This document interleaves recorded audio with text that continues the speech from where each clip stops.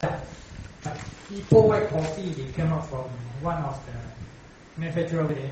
They use the coffee bean, they roast without sugar, just like us roasting a coffee, like Korean coffee. So when they roast the coffee without the sugar, the coffee come out brown color instead of very dark.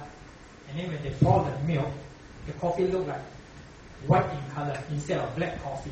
They look like white, so they name it as a Ipoh white coffee. That is how the name they came from. In fact, it's a particular name from Malaysia. It's not what I call it, any kind of special coffee, just because they name it.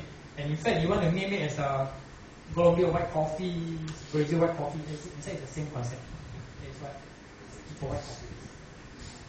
So basically, we use the traditional method, but without sugar. So it's a traditional coffee machine. Traditional coffee roaster without sugar. So the coffee get brown in color, but it's not as the same as our gourmet coffee because we use a different coffee roasting technique over there. Right? Ipoh white coffee.